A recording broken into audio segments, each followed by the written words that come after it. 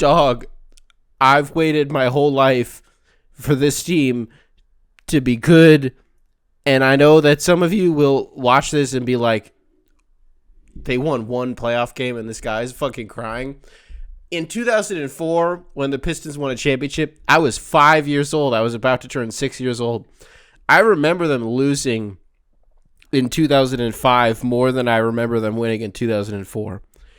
And then, the years beyond that, the going to work team, it was just sort of expected that they would make the playoffs, and like that was cool. And I don't know. Eventually, they trade Chauncey, and I had sworn the team off. I was like, I'm never going to root for this team again. And then eventually, they just sort of worked their way back into my heart. And in 2016, they lose to the Cavs, and you didn't expect them to win a single game in that series. One would have been nice. The Cavs end up going on to win a championship. And 2018, 2019, that season, the best season that Blake Griffin has ever played in his life, they were food for the Milwaukee Bucks. Didn't win a single game. Kind of came close, but not really. I've waited so long for this shit to be real, for it to be like, this team is real.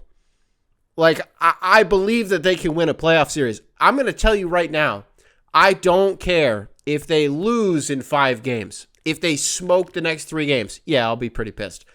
But, like, I'm just so relieved that this is real and that Detroit sports is, like, back. And it's so fucking real. The last time the Pistons won a playoff game, George Bush was the president.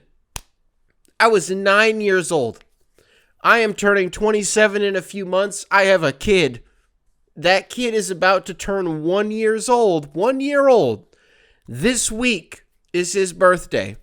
The last time they won, I was in 5th grade, and now I'm an adult, a grown-ass man. I have a kid, and it's finally real again, and I'm just so overcome by emotions that it's like, I didn't expect that I was going to react this way. Dog, it's 1-1 going back to Detroit. I should be celebrating and, like, pouring beer on myself and pounding my chest and being like, all right, like, keep your head in this shit. No, man, I'm serious. Like, this is just the fan part of it. Maybe this will come off as corny. I guess I don't know. As I'm taping this, I realized maybe that is, I don't know. I don't care. I'm so fucking happy that this is real. That it's real and that the Pistons can do it. That they have amalgamated a roster that can fucking do it, and that will fight for the city and will fight for the state and will fight for the fans. And I'm so thankful that it's real with Cade.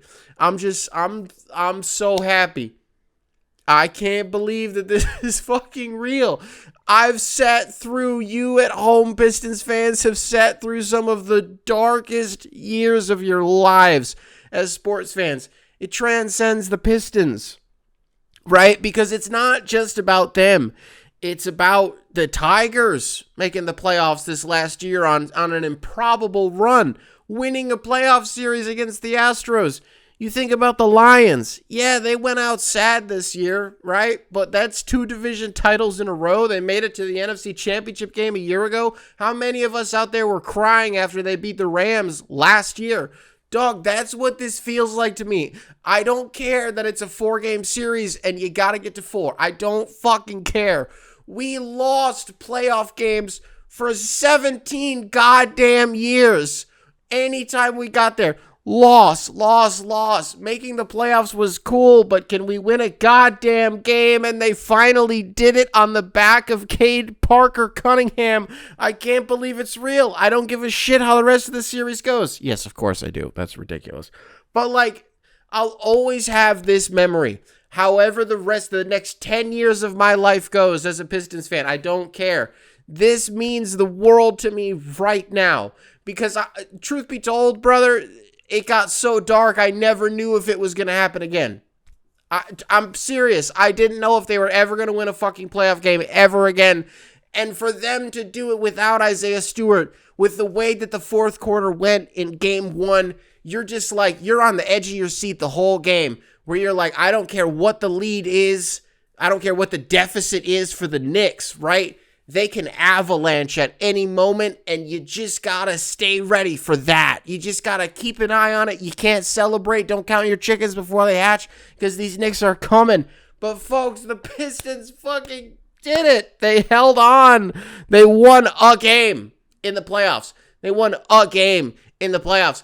And unless you've just been pissed on and shit on, and you've been kicked down, and you've just known nothing but torment for your entire life, these emotions will not make any sense to you. I'm just so relieved in this moment.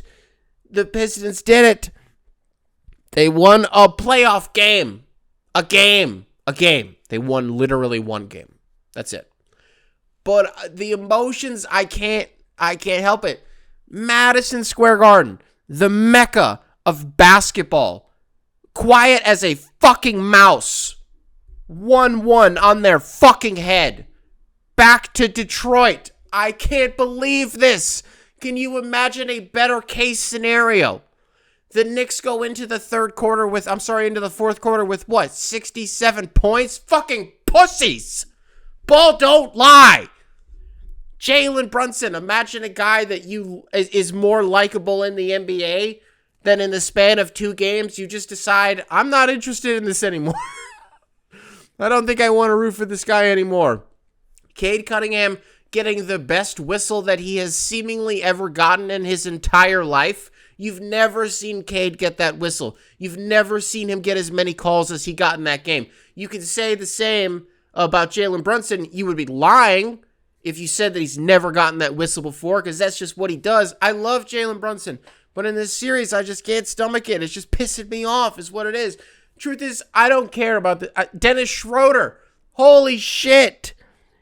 Listen, you think about teams who succeed in the NBA playoffs, and like going into the postseason, you always have these trade deadline flurries or like the buyout market or whatever it is, and a lot of those guys never work out. But a mid-season acquisition, Dennis Schroeder, oh my God, he won the game for the Pistons.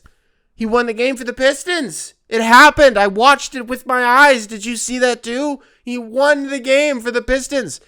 Trajan Langdon bringing in the absolute perfect veterans for this Pistons team to complement this young core. I can't believe this. It's one game. I cannot stress this enough. It's one game. The Pistons, as of this taping, could theoretically lose the series 4-1. I'm telling you, brother, I don't care, because I've waited. I've fucking covered this team. I've talked about this team for so goddamn long, and they've sucked. They've been the worst that almost any team has ever been, ever. And that was a year ago. That was 365 days ago that the Pistons won 14 games. By goddamn Christmas, this year they had 14 wins. It was real the whole time. And for it to be validated on a national stage in Game 2 of the first round of the playoffs. Game 2, imagine that. Like when we zoom out on this, right? 6 months down the line, if you ever come back to this video and you're like, this guy was crying over Game 2 of the first round. Please don't strip this moment of its context. I've waited seemingly my entire life for this, for the team to be as good as they currently are. Again, the 0-4 team is in some ways a blind spot for me. I was 5 years old, about to turn 6 years old when they won a championship. And other than that, what have I had to root for? Rodney Stuckey?